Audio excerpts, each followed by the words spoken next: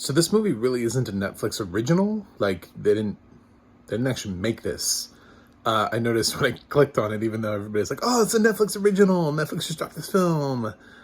Then I saw the Paramount Players logo and I realized, oh, no, they bought it. And Paramount Players is the sort of like the B side of Paramount, where they make content not intended for theatrical release. So that's what this is, and that explains a lot. I'm Mac from MacTheMovieGuy.com, and this is a review of Senior Year, which would have been hilarious if like Diane Keaton had been in this. I'm sure also would have been amazing, because then the senior would have played twice instead of it being Rebel Wilson, who I like. I'm a blind film critic, by the way, so we're going to talk about audio description, although it kind of affects this film, but not really. You'll see what I'm talking about. Just stick with me. I know my reviews are a little bit longer than they should be, but other critics don't talk about audio description, so whatever. You get what you pay for, and I'm free. All right, that's deal with it. So Senior Year features a story of a teenager who, before she goes into high school, she's not popular. She gets teased, and she has this dream. She wants to be popular. Her mom's dying of cancer, and she just sort of like reinvents her life. Her mom dies, and she becomes popular and ends up becoming the cheerleading captain.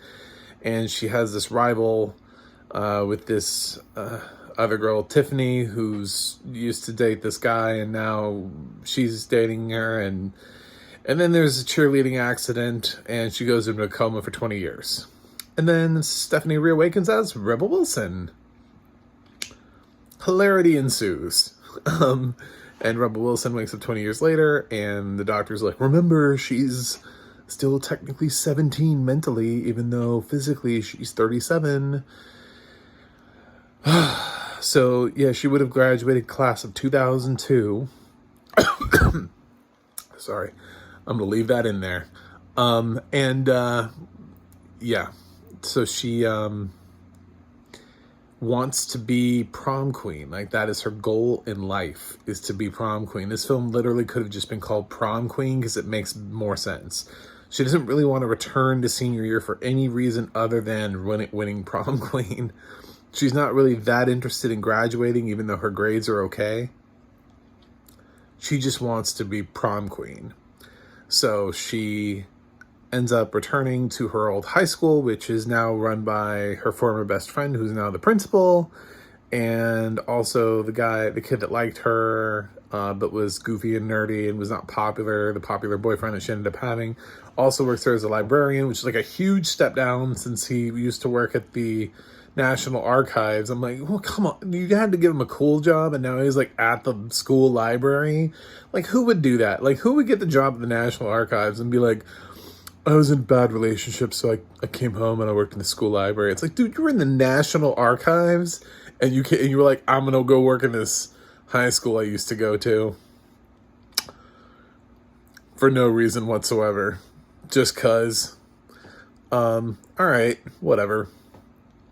And her dad has apparently been doing nothing for 20 years. I don't even know what he does for a living, but he's played by Chris Parnell.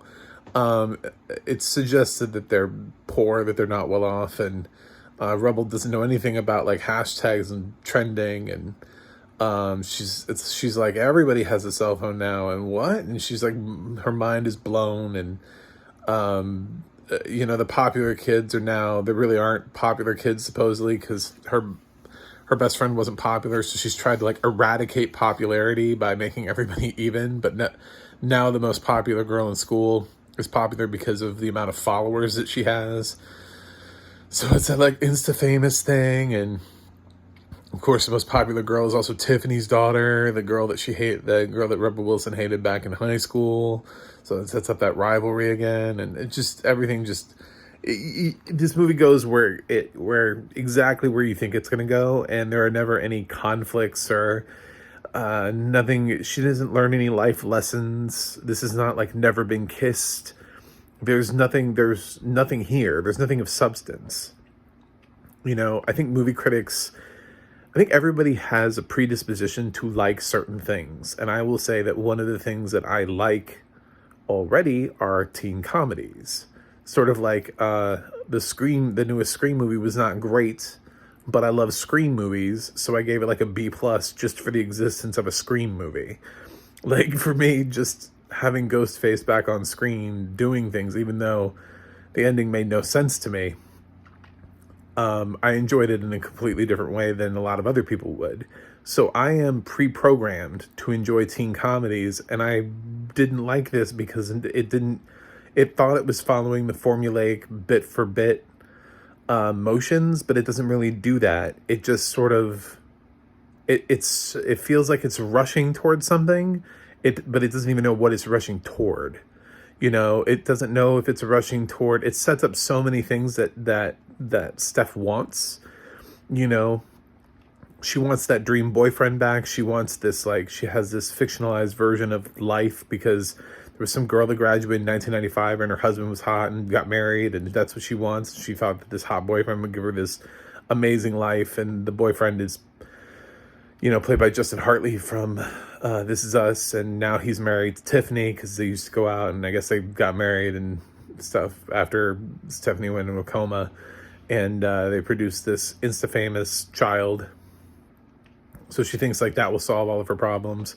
So that's like one thing, but then there's like this other thing where she really wants to be prom queen, and then she also kind of wants to be popular. So she has this like group of friends who are all, teenagers, but of course some of them are a little bit older, but Michael Cimino is one of them, and he's technically playing a high schooler on Love, Victor. So I've heard some complaints about people being like, why do the people always look like they're in their 20s? It's like, well, first of all, I mean, he is playing a teenager actively on a TV show right now. So, and that's just casting, dude. I mean, Gabrielle Union was in her 30s when she did Bring It On. So Stockard Channing was in her 30s when she did Grease. There were at least 2 cast members in their 30s that were playing teenagers in Glee. It happens sometimes, just the way it is. But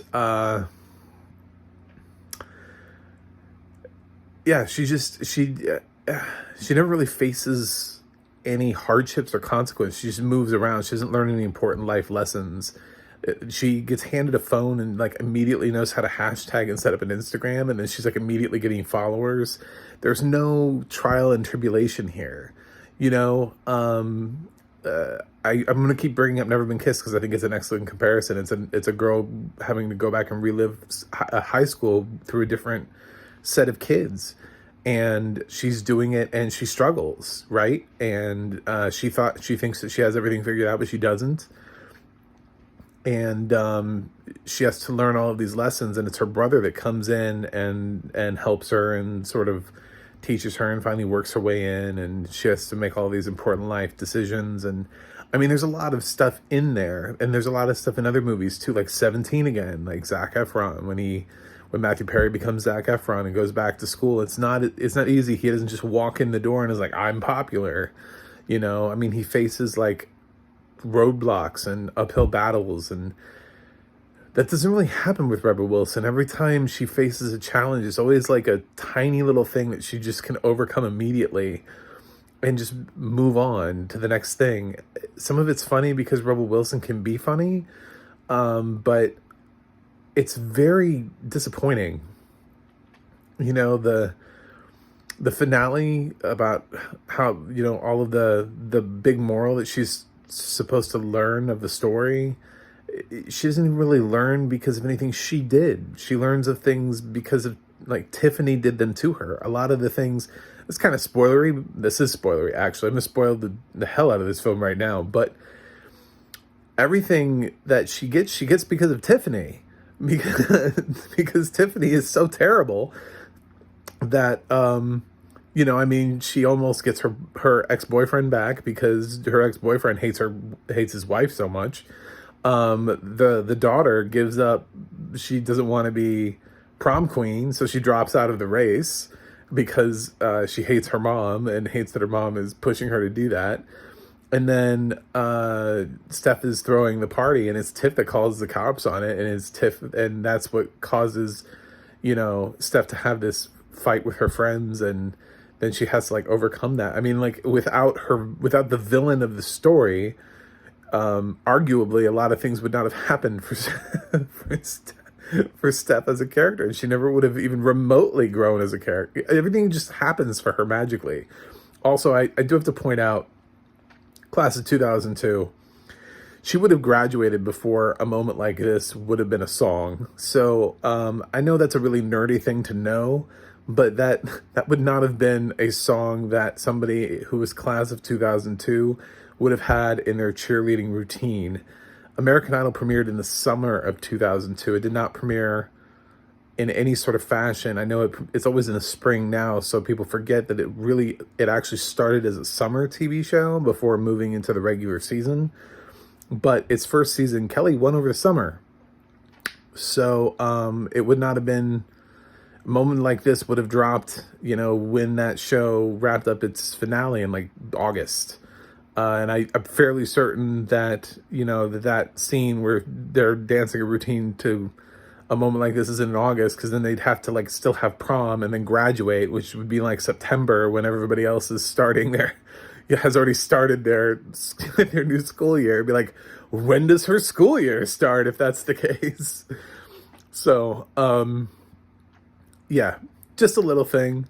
I know that's super nerdy of me, but as far as audio description, the only thing is blind people were missing out a little bit, because I'm going to tell you that Rebel Wilson is like, she's a physical comedy queen. She knows that she's overweight, and that's the joke. She's like Chris Farley, and she uses it to her advantage in her comedy. It makes her a fish out of water instantly in everything that she tries to do. Chris Farley knew that about himself, and he always used that. He was comfortable enough to use it in his humor. Rebel Wilson played a character, Fat Amy, in Pitch Perfect, because she knows that she's a big girl. So when it talks about her character doing things like handstands and backflips and stuff, it's really hard for me to picture her doing that, because I know Rebel Wilson actually can't possibly be doing that. If she is, she's not doing them well.